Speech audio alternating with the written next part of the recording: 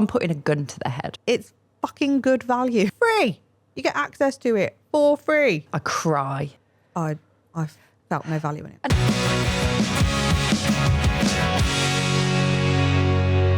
Do you feel guilty for charging as much as you do for dog training?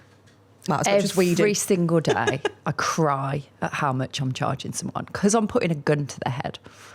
Shocking behaviour. Somebody asked me that the other day. Do you feel guilty for how much you charge?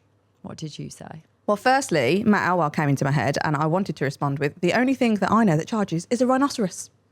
But I did not do that. I went, no, I do not feel guilty. And the look of sheer disbelief, I was like, why should I feel guilty? And as the words left my mouth, it made me think, God, this actually could sound really ugh. Like, why should I feel guilty for somebody paying me this much money?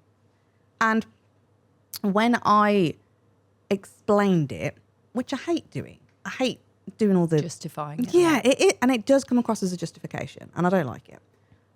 But arguably, I feel like we do need to justify it because I think it's going to help a lot of people. So the reason we don't feel guilty for putting the price point at what it is, rather than, let's say, the word charging, is because ultimately it's offering somebody a choice. So But should they get a choice in dog training? Ooh, elaborate. Well, I do think we forget as dog trainers that we have a choice with everything else. So we like talking about the different price points of your supermarket brands, for example, or your car brands. Arguably, they pretty much do the same thing. They get you from A to B. They're a vessel. I do vessels. They're a vehicle even. And they get you around. So should Bentley feel really guilty when they sell a car to somebody? Oh, this is it. It's like... So why do we feel like dog trainers shouldn't be giving a choice? Why do we feel like we should do the same as everyone else? Yeah. I get where you're coming at now with that choice thing. I was still trying to connect the dots in my head. I was like, what? Oh, I get it now. But yeah, so I just look at it and go, everyone has the right to choose who they want to work with. And they will choose who they want to work with for different reasons. Some people will 100% be price driven. And that is absolutely fine. And also, just to caveat that, just because somebody might be price driven doesn't necessarily mean that that has to be a low ticket price. Like, somebody could be price driven. I was having a conversation with a friend the other day, actually, and she was describing a friend of hers who is obsessed with buying designer gear. Can't afford it, like total credit card debt, but it's all on designer gear. So they are price driven and brand driven to buy that higher price point. There are definitely lower ticket options available in the clothing department. But it's the same with dog training. So when I got asked this question of, do you feel guilty for charging what you do? I was like, well, again, no. Because if that person really wanted to, they could go to the kennel club puppy thing. I don't even particularly want to call it dog training, to be completely honest, but they could go to the kennel club thing at the cricket grounds and pay £2 on a pay-as-you-go model. £2. I've always wondered how that model works. But There is a hey-ho. £4 one in where I live. A £4 pay-as-you-go version. Shocking. 15, No 20 words for dogs this. in there. Like how? Anyway, no, we're not going to go down there. But yeah, so they've got that option. They could go to the £2, £4 kennel club thing. They could go to your air quote typical puppy class like you back in the day.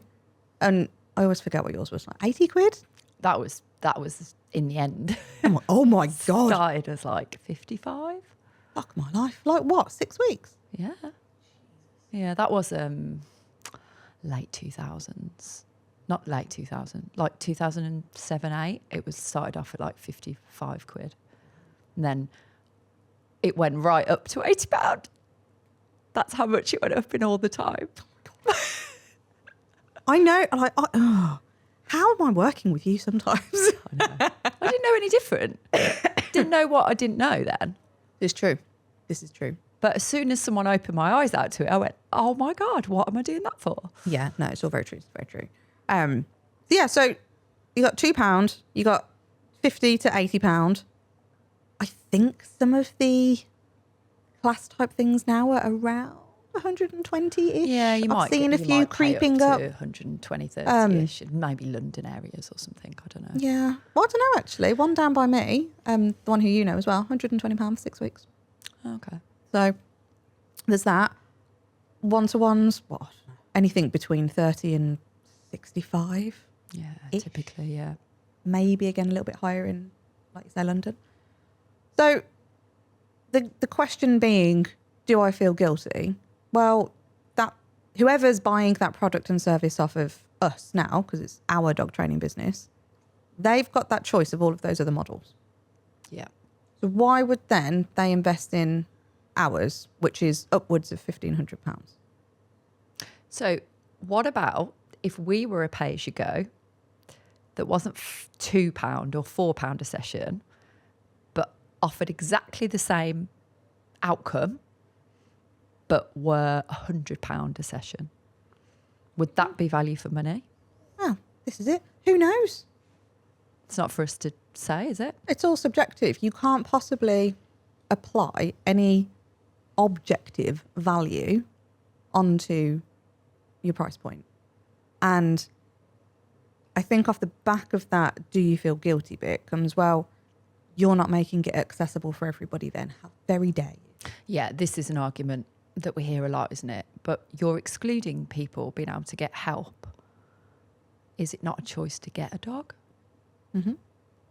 Is the fact that we have to pay a significant amount of money for a dog, usually, Yeah. does that not factor into it? Because they've already done that bit and they've already invested sometimes several £1,000s in the dog. Mm-hmm. Then we all get frustrated that people won't pay. But what we're doing is keeping those prices really low so people don't expect to have to pay. Well, yeah. So you're setting that expectation up And let's face it, right from the start. if you're not outwardly bitching and moaning about it, you're inwardly doing it, because Of course, I've yeah. definitely had those thoughts of like, oh, you've spent thousands on that dog to get the actual dog. And all the paraphernalia that goes with having a dog. Yeah. Don't forget your harnesses, your food, your lead, your collar, your toys, your Yeah. crates. Every single part of it has probably added up to quite a few £1,000s. Easy. But then as dog trainers, we're going like, we're £30. Yeah. So can you blame owners when they're a little bit Yeah. surprised that it might be a bit more? Yeah, it's not their fault. No? It's ours. It's ours internally in this industry. Like we're creating an environment where it's a race to the bottom, Yeah. and nobody's going to win off of that. Yeah.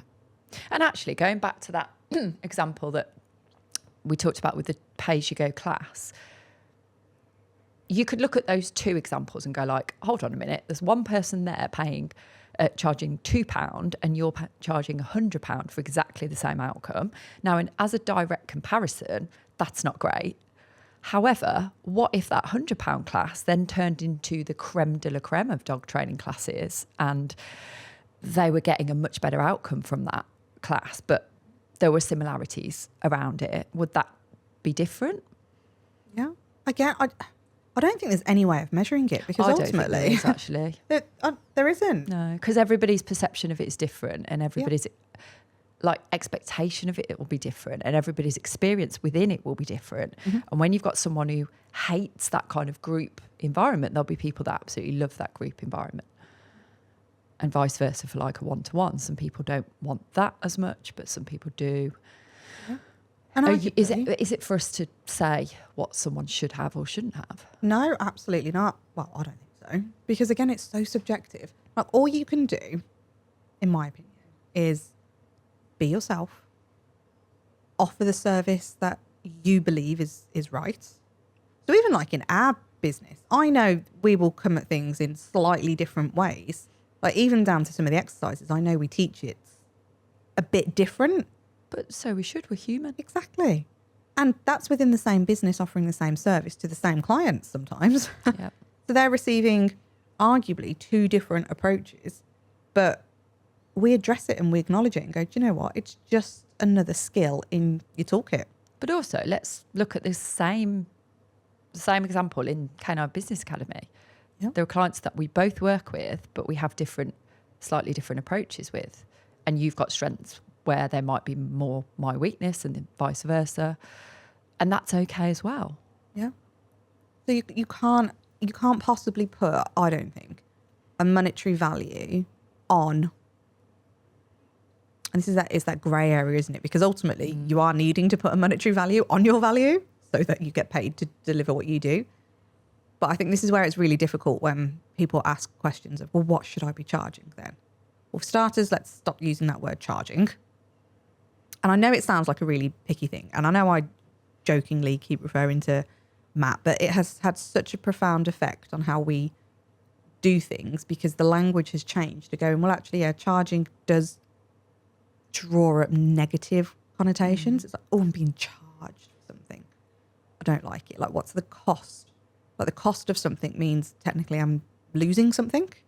Yeah. Whereas if it's the investment or the fee, immediately I've got a different feeling about it. So choosing those different language points is definitely going to help. And I think that makes a huge difference on that accessibility perception as well, because you're going to look at potentially going to look at your investment as an investment rather than a cost to you. Here's a question. Well, actually, there's a couple of questions, but the first one is, if it costs more, back to that word cost, but if it's more of an investment, Yeah. is it better? Theoretically, it's what we're kind of... Is it always better? Well, For me, actually, let's go back to the designer clothing example. Yeah. I have no... There's probably a very small exception to this rule for me, but I don't have an appeal to designer clothes. I've got zero inclination. I actually think it in some cases, it actually makes them look cheaper and it just doesn't exude value to me. I'm saying. But they might cost like we went to Selfridges actually. Gareth was looking for some clothes after Christmas and stuff. And we went to Selfridges and we were looking for like a smart cash jacket. So like almost like a tweedy type cord, that kind of thing. Not like a smart suit jacket you wear to a wedding, but just like a cash one you can stick with jeans or whatever. And he saw this one in Selfridges. And he went, oh, that's nice. And I was like, and it was like D&G, I think it was. And I was like, oh, yeah, it's okay. But the one in Next that cost it was probably less than a third of the price is as nice and fitted you as well. So therefore, I don't see that's value for money. Now, it was ultimately his decision to not get that jacket. But because of what I said, he was like, oh, okay, yeah, fair enough. If that jacket, and actually the jacket he ended up getting was from a suit shop actually, and he went in there and he put it on and it cost more than the Next version, not as much as the D&G version, but the cut on the jacket was like amazing for him.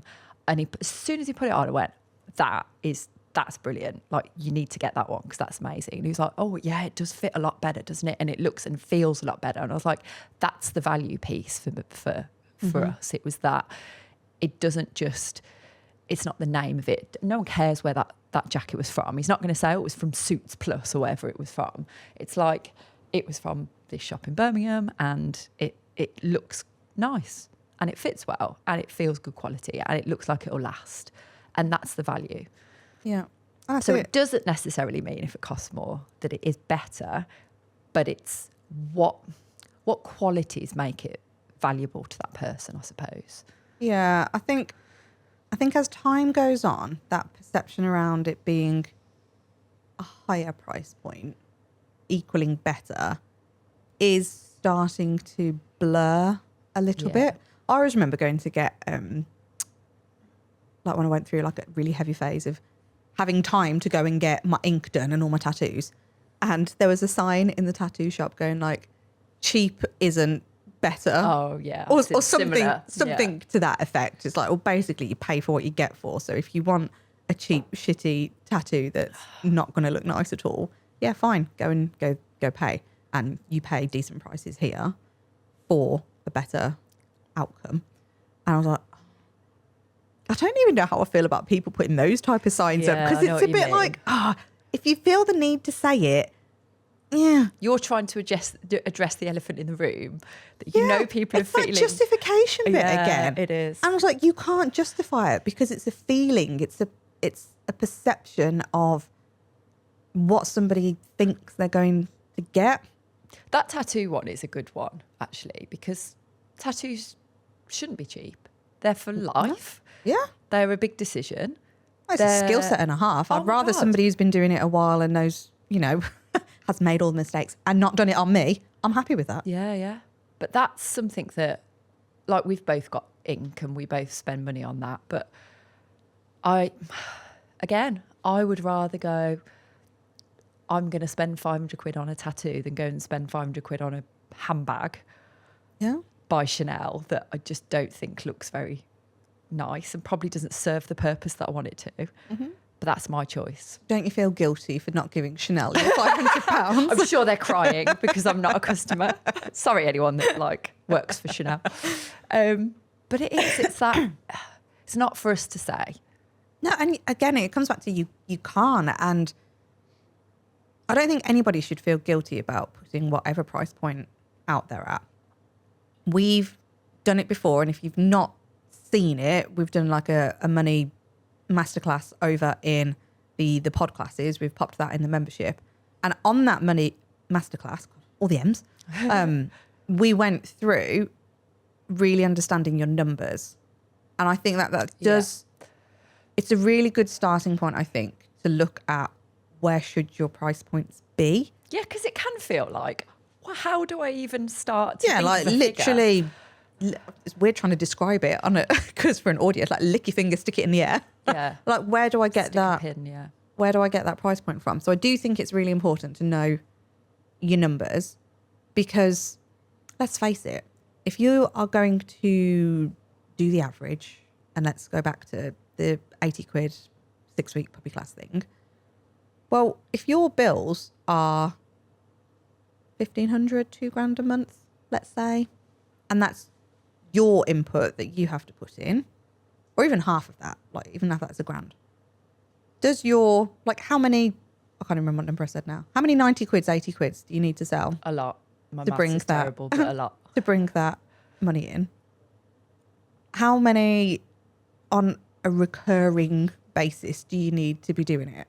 If you're doing one-off ad hoc sessions at 35 quid, how many of those do you need to be selling to Yeah. hit your numbers? And then if you look at it like that, you can feel yourself stress about the amount of new people that you need to bring in then straight away, because you're like, oh my God, these are all ad hoc, so there's no retention there. So I need to keep finding these new people. And no wonder people get so hung up on leads, bringing people in. I need more clients. I need more leads. Where do I find them? Where do I get them? Mm-hmm. And no wonder that stress is there, because that's a lot of clients you've got to keep bringing in there. Yeah, it's the hardest business model ever to just keep attracting new people. Like, those businesses that do really good customer retention are the ones that succeed really well. Yeah. Look at Netflix. Yeah, Great customer Exactly. retention. Amazon Music or Amazon Prime. all of them. Brilliant business models because they focus on retention, not new customers.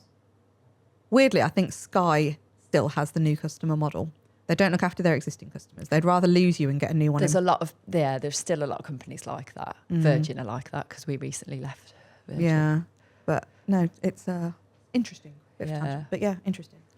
So from that accessibility point of view then, what's your take on, okay, so you're now charging this higher price point, because of course that's what business coaches are going to say. Charge more money. Yeah. Do it now. Emphasis. What about everybody else that can't afford that? They can go to other people if they want to go to other people. Or if the trend starts being set that, do you know what? That because this is my other question going to be to you actually, is what are the benefits of a higher price point for the dog trainer? So if we get over the fact that we're going to exclude lots of people and have that like, oh my God, these people can't get access to a trainer and they really need it, then where do we go from there with regards to how does that help us? So what are the benefits for the dog trainer? So obviously they're going to get more money, but what then does that allow them to do? It actually allows you to do what you want to do, which is to help the people that can't afford it. Ah, that's a different way of looking at it. Because the reality is, if you are busy scratting and you're busy trying to get these low ticket things and you're constantly having to attract new people, well, you're still only one human being, I'm guessing. Not figured out how to clone yourself yet. And you are still going to reach capacity. So let's assume now then that you've got a low ticket offer. So it's an accessible price, whatever accessible is, because again, subjective, but we'll go with that theme for now. So I've got a low ticket, accessible product and price, and I've got, I don't know, 10 people I'm working with. I can't physically fit anybody else in, or I'm maxed out on my classes, or I'm maxed out on my time. I can't physically do any more. How are you now being accessible to everybody? Because you're not. You've just suddenly made yourself inaccessible to everybody. And I'm sorry, not sorry, when we're saying that we want to be accessible for everybody because people can't afford it and people can't afford to do that, you're not even booked out. You haven't got the work coming in because you are then following up going, I need more leads, I need more inquiries. Yeah. So how is being accessible helping anybody? No, and it's flipping that mindset, isn't it? And It's the wrong way to look at it. Because we are all up for accessibility. It's the one thing a business should be able to do, like give value to your audience, whether that's paid or none. But let's face it, if you haven't got an audience, because we're scratting and we're trying to be accessible, yet actually you're not being accessible, because like I say, once you're tapped, well, you can't help anybody then, can you? Yeah. So then where do they go? Yeah, and we were actually talking about this because this podcast wouldn't be possible if we didn't have a business model that meant we brought money in. Yeah. Because of the value exchange, not because we just feel like, yeah, let's just charge loads of money for it. It's like, actually, we think we do a decent job of warranting that kind of fee anyway. But it means that we can keep doing this podcast. Yeah. And look how many people it reaches, look how many countries it reaches. Mm-hmm. And look how many people message us and say like, oh, you guys, I needed to hear that this week. Yeah. You've helped me so much. Like they haven't paid for anything from us, but we've helped them. And that makes us feel really good that we get to do that every week. And it is totally a mindset thing, because ultimately, and again, every successful business model I know operates this type of approach, whereby you have initially, whether you look at it as you're in early days of business or you're suddenly just switching into a niche or whatever it may be, but early proper air quote business doors, if you don't go in with a higher ticket model,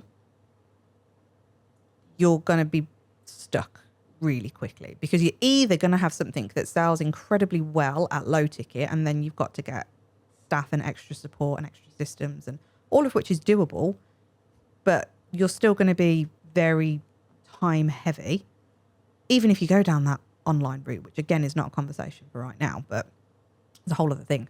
But the more you generate that income initially, so the few that are willing to pay the higher investment allows you to be accessible to nearly everybody you want to in your audience. So the few people that invested in CBA in those early days allowed us to not only give them epic value and continued epic value, but we are able to pass that value on to every single one of you listening now through the means of, like you say, the podcast. It allowed us to write the book, which then means that's a low ticket product that's out there for the world to consume. It allowed us to do the pod classes, the low ticket membership, to allow more of you to consume if you can't genuinely afford the higher ticket investment. If we'd have launched with any of that, well, we wouldn't have been able to invest in ourselves to do the book. The book wouldn't be there. Yeah. The podcast wouldn't exist. Or it would have tailored off very fucking quickly. Because it's an expensive thing to run. Yeah. And we would have burnt ourselves out Yeah. in the process. Yeah. Like, we worked really fucking hard, by the way, to do all those things last year, but it was manageable. Yeah. It's nowhere near like a level of burnout. No, not at all, because again, like this, another sort of spin-off subject, which we won't go into now, is like that purpose thing is so strong. So it doesn't deviate from them, like that mission of, we know why we're doing this and nothing would stop us. What about that question? What about that question of, if you had a 10 grand, like reliable lottery income that was You've won like a coming competition. in every single month for the rest of your life, would you still do what you do? I would like to think the answer is yes. We know for us, like we talk about this a lot, don't we? Going like, do you know what? If that genuinely happened and we were getting consistent 20k each a month, we would like, and that was guaranteed for the next 2 to 5 years. I would do nothing different on how I operate daily. I would still 100% be in this business, doing what we do, showing up here at the studio. And I would ask the question to you listening, would you do the same? Would you still be dog training? Would you still be delivering it in the way that you're delivering it? Would you still be charging what you charge now? Maybe you would, maybe you wouldn't. I wonder actually if people are thinking off the back of that, oh, well, if I've got the finances sorted, then it comes back to that accessibility bit. I can go and help more people for free. Which is arguably the point we're getting at, really. In order to guarantee your financial stability, which guarantees your mental stability to a degree, Yeah. because it's all on Maslow's hierarchy of needs. If you have no idea what I'm talking about, go and search it. Little triangle, bit at the bottom. That's what you need to be achieving first, like safety. That financial security allows you to feel safe, which means You can breathe. you can breathe. It's so nice to be able to breathe. I feel like we haven't breathed since we started this podcast. We're always fucking coughing and got colds on them. But anyway, you always want to be making sure that you are secure and financially stable so that you can give the best version of yourself to whoever it is you are working with. So let's assume now that you've not got that lottery win, but you still need those 2, 5, 10k months, whatever the figure is, it doesn't even matter. You need that to feel safe. Now, if you are consistently generating that, your business is in a healthy position so that you can make your services accessible through free means. We do so much free stuff in our Facebook group. We do the CBA show. They're free training shows. Free. You get access to it for free. It's decent value. This podcast is free. It's fucking good value. We bring some incredible experts on here, obviously ourselves as well. And the reality is, if all of you out there even just went back through this whole back catalogue of podcasts, you probably have to work a little bit harder because it's in no specific order, but you could literally take away everything from all of these episodes, implement it, and like you've got a free business coach in your Make pocket. huge changes Like- that are going to, literally change your life. So being accessible, you're actually not being accessible if you're not running your business like a business. Yeah. And a good example, I suppose, is look how many millionaires then give lots to charity or give their time away for free or do amazing things for free. But they couldn't do that if they weren't millionaires. But I suppose the negativity around is like, well, they're millionaires, so of course they can do that. But maybe their purpose is to get to being a millionaire so they can help lots of people. Yeah, that's it. And so what if it is? So what if that's the way they've approached it? It's fine. Yeah. There's a lot to be said about money mindset, isn't it? Yeah. And I think we particularly find this industry very lacking in positive money mindset. Yep, absolutely. And do you know what, as well? Like, we haven't got time to delve into this now, and it shouldn't be for now anyway, but we haven't even come on to the outcome / results part of being able to offer something high ticket as well. Because let's look at the one-off services, like the one-to-one that's 30 quid, or the even a group puppy class, for example. You're being split 6 ways. Is the advice in a puppy class, and again, this isn't for now, this kind of like needs a whole load of depth in itself, but is someone going to get the same results from an 80 quid puppy class that they potentially could get if you were one-to-one with them for a longer period of time? So we haven't even touched on that side of it as well, because if you truly are doing it for the dogs, for the owners, then maybe we need to start looking at those outcomes as well. Yeah. It's and again, I think I genuinely think this is where this industry, from you're looking at it as an organisational chart, the top layer is fundamentally flawed, because we're not setting businesses up at all. No. And if there's a lack of continuity in anything, then nobody's going to get any results from it. No. I'll tell you where I was going with that thought process, actually. I was thinking, if we were to go to anybody that we avidly listen to, like on a podcast, or we consume their books, or we consume their courses, or whatever it may be, I would anticipate, if I wanted a one-to-one with that person, that would come at a significant investment. Yeah. And I was going to compare it to the dog world, saying, like, if you were going to go to somebody like, I don't know. Hormozy. No, in dog world. So I was going to say, like, if you're going to go to like Shikashio or someone. Okay. Or Brophy or anybody, I stopped myself because I was thinking, I actually don't think it'd be the same thing. I still think that it would be around 60 quid. Yeah, probably would.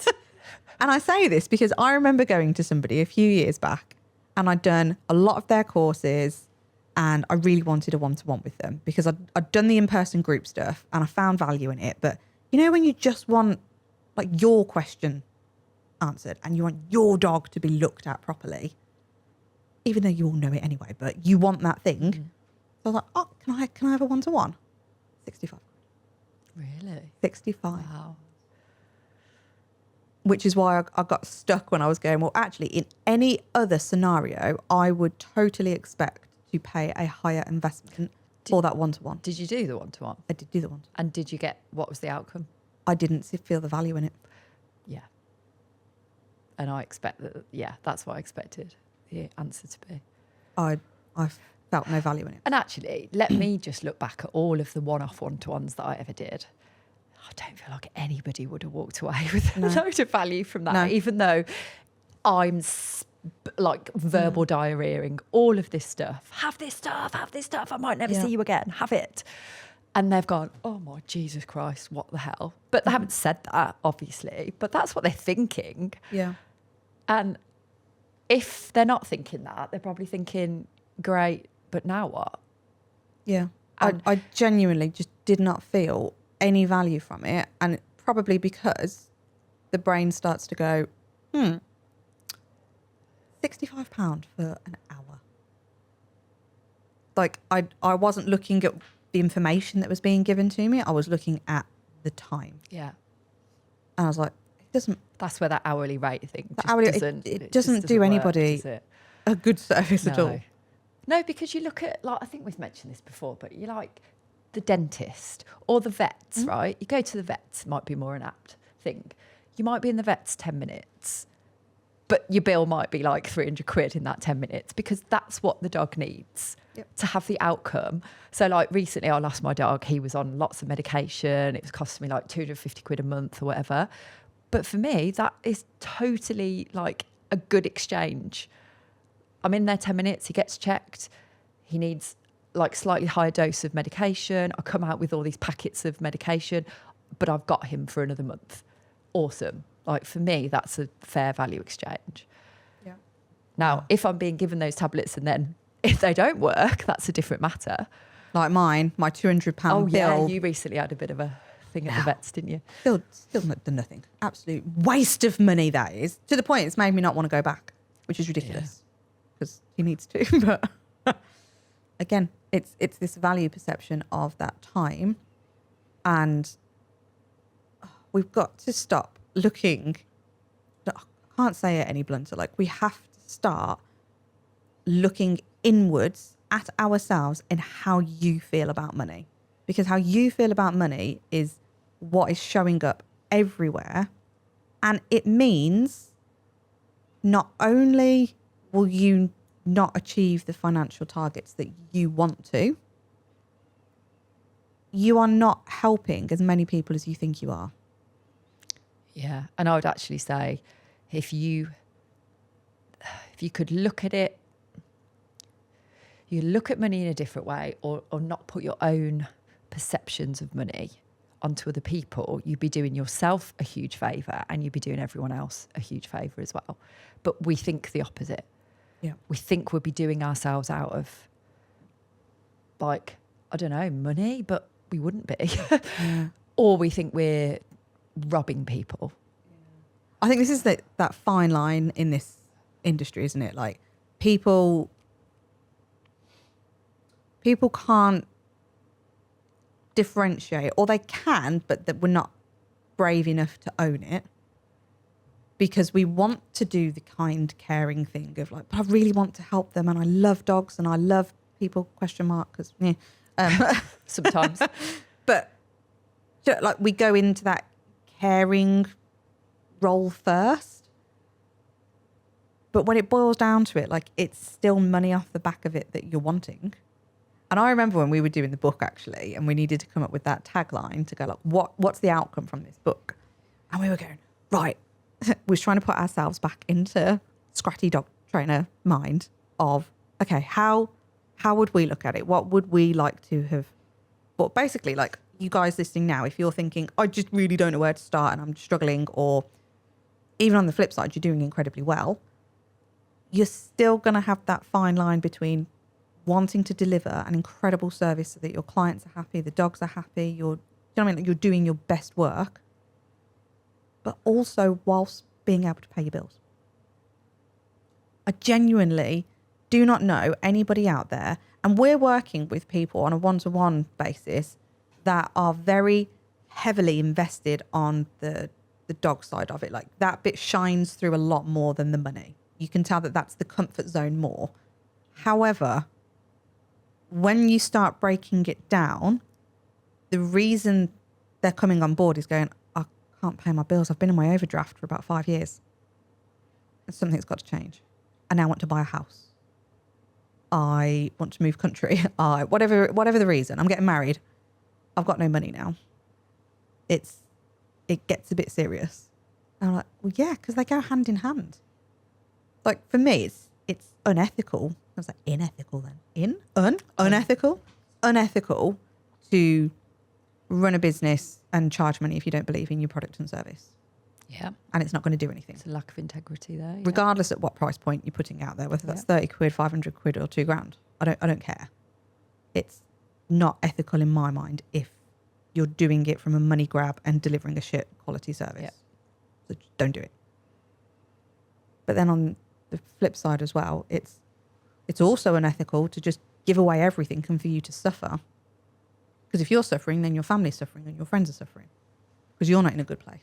It's funny, actually, as you're speaking then, I'm thinking of, like, if you were a paid employee, so I'm guessing most people listening to this are running their own business, they are self-employed, I don't know, whatever situation. You might work for somebody, but I think in the most part that's going to be it. If you were working for an employer, not employee, you're the employee, and you felt you deserved a pay rise, you'd be like, oh, I want a pay rise for this. Like, I've done this job and I'm putting my all into it and I really feel like I deserve that pay rise. Are you thinking of the person who owns that company's family and their situation and their limitation? Like, you wouldn't think like that because you're just the employee of that person who owns that company. Yeah. It And might be again, Tesco's. It might be, say, it might be a really small company. It might be a huge, great, big, massive corporation. You're just thinking, I need more money. I deserve more money. We can think like that in an employment job, but when it comes to us being the person that's the one asking for the money from anyone else, we're like, oh God, I can't possibly do that. I'll just sacrifice myself because I'd like to help that dog. Yeah. Like, we wouldn't do that if it was that No. other situation. and again, I know you're going to get the anomaly out there where you, and don't get me wrong, like people will obviously be really appreciative of the support that you're going to give them. But are they going to be that appreciative? Yeah. And I know this could sound a bit like it's that icky feeling again, isn't it? Where you're going like, well, I don't do it for the appreciation. Of course we don't. We do it because we're all nice people. Like, we genuinely want to help and we genuinely want to support people. But it's that, it's dancing that line again of, well, yeah, but at what cost? Yeah. And also, we were having the conversation in the car on the way up about we're a tiny blip in someone's life. So even if your purpose is big and clear and you want to help, if you're seeing someone for an hour of their entire week and you leave the house and they get on with their life, you're no longer in the forefront of their mind. So if you've scratted around for 30 quid and you've probably stayed longer than you should have, let's face it, 2 hours, do you really think they're going like, oh my God, that person is just the best? Yeah, they might think that for a minute or so. Then they just get on with their life and you're Yeah. forgotten again. Like, It I really know, and doesn't I know go it's that far. harsh, and I know, we all love it. But again, the reality is, No. now actually be interesting to, well, we'll never know the answer to this. We did a 7-day free trial Oh, yeah. to our £1,800, including the VAT, program of Business Basics.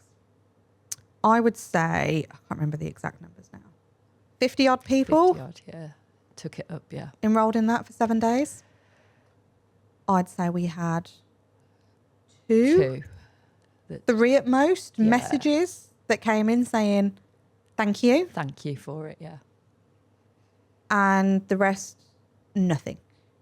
Now, again, that's fine. We don't do it for the appreciation. We do it so that we can genuinely help you.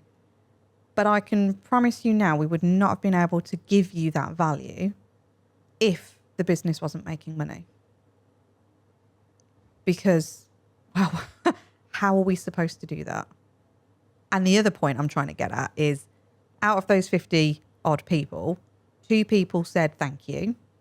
So does that mean everybody else thought it was shit, didn't see the value, or actually just thought, I haven't even got time to do it properly, or I've taken bits of it and I'm going to implement, and then thanks, Life but I gets don't in the need to way. like reach out. And so like, we'll never know, because everybody consumes things differently and they enroll in things for different reasons. But it's that point again of, you just don't know. So we get so sucked into our own self of, I need to be accessible. I need to be really supportive. If I don't help, that dog's going to end up, I God don't know, knows like, where. Or with some other trainer that's not going to be very yeah, good. Or, like shelter, behavioural euthanasia, like other train, whatever it is, if you don't get involved. And I think, again, it sounds really shitty, but it's the truth, unfortunately. I think we need to have a bit of a reality check sometimes and go, are we that important? I've got Joe Rosie ringing in my ears. Go on. That early episode we did Oh, with Joe, yeah, and she's yeah. like, it's only dog training. She did it like in a whispery way. And it always sits in the back of my mind, because it is. I know. And I know that sounds crap, because we love our dogs and we will do anything for them, and they break our hearts. And but it's the same, like, honestly, since I've become a parent, I wonder how long I can say that for now. There'll be 6 and 4 this year. But you're Since always I've going to be become a parent. Yeah, I will. Still feel like I'm an like a new parent. I'm in the game a bit longer now. Anyway, but even when I look at that world, I'm like, even if I was to bring somebody on to, I don't know, support me with the kids in whichever way, shape or form, I'm still only as invested as I want to be at that time. Yeah. And that's my flesh and blood. Yeah. It's a bit different to a dog. It's not, but it is. And I'm like, it's still the same concept of someone is only as important as the pedestal that they put you on. That's all it is. And we have this conversation again regularly thinking, oh, we've said this to our people, whether, again, you're in the free community or the paid community. We say this. Why? And we catch ourselves, don't we? Why are they not doing it? And we go, fucking hell, because we're an hour in their life. Even if they've been with us for 12 months. Yeah. We are but a blip in the grand scheme of things. And of course, everyone consumes knowledge and information from elsewhere. And of course, everybody else has got different opinions that are going, they're going to be swayed by those sometimes as well. Mm-hmm. So unless we're there in their heads 24/7 hours a day, like it's you can be a big part of somebody's life, but you're never going to be bigger than what else is going on. No, you're right.